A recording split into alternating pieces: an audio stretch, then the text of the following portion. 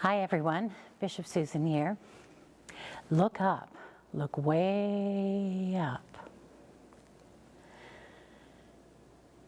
Now those of us of a certain vintage will remember those words spoken by the friendly giant on the children's show of the same name on CBC that many of us watched as kids.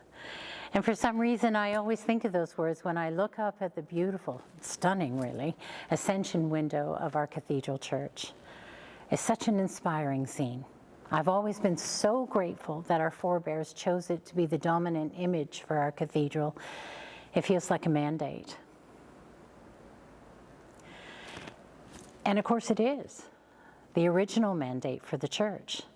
That's why Ascension is one of the principal and important feasts of the church. Now that may surprise you a bit. Of the 7 major feasts of the church year, I always think Ascension is the one that gets short shrift. It's the only one, well, other than Christmas, but it's hardly a fair fight to compare any feast with Christmas, that doesn't happen on a Sunday.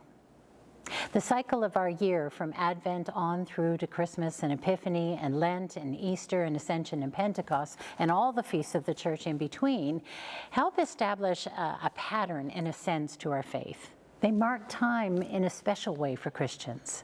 They make it sacred. And for me, it's also very meaningful and thorough. The cycle of the church year brings us through Jesus' life and death and resurrection, and this week, his ascension into heaven. It's an important rhythm, and each year, walking through the events of Jesus' life brings a deeper understanding, a different experience of his walk and of mine as a follower. And you know, it's also important because without this rhythm, I might not actually pause to think about the event of the Ascension in the Jesus story were it not for that cycle. And that would be a great mistake because we are in a special time, the in-between times today and for the rest of this week. This is a liminal time.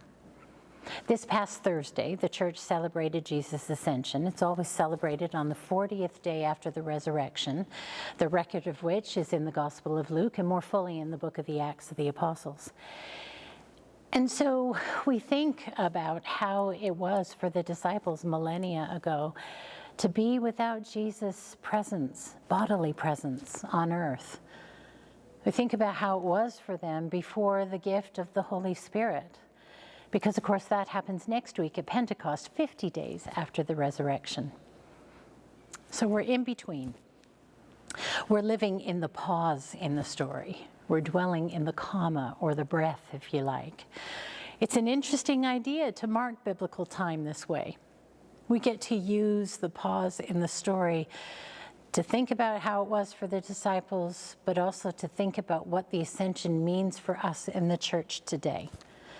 And although this pause is anticipatory for us because we know what the next installment in the biblical story is, it must have been filled with other emotions for the followers of Jesus.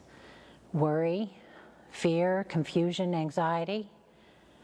So as we pause with our narrative to think about the significance of this in-between time, I think it's really important to ask if the ascension means that the disciples lost Jesus, why celebrate it? Who rejoices over the loss of a loved one? But I think maybe I need to reframe that. What we're doing is not commemorating what was lost, as so often in our faith we celebrate what was gained. And there's a couple of reasons why we celebrate. First, for the first time, our humanity has been taken into God. Jesus goes to God fully human and fully divine. So this is a kind of coming of age for the human race because Jesus took on our humanity so that we could share his divinity. And of course, there's another aspect to the ascension. Think of it this way. It's a bit like learning to ride a bike. You know that process by which someone, maybe your mom or your dad or an older sibling, ran alongside you holding the bike steady while you learned to balance. But at some stage they let go and you rode on your own, unsteadily at first, maybe falling once or twice, but essentially you were independent. Well, this is sort of like that. We mark the celebration of Christ's ascension because it's the day that Jesus let go of the handlebars, God lets go enough so that the church can become herself. God lets go so that human faith and courage might have a go at making disciples and furthering the mission of God with the help of the Holy Spirit. Ascension tells us that the first part of Jesus' mission has been accomplished. It also tells us that we're now to get on with the ministry, with what he taught us, then and now, right now. The training wheels are off. And as a friend of mine often says, there's no plan B, we're it. People trusted by God to bring the light and love of God to bear in this world, which is so in need of it. So I pray for you and for your parish and for the whole church, the Church Universal, a very happy Ascension Day. The day that reminds us that we are the face and hands of Jesus in this world, and that we're sent to further God's mission of love. Blessings to you.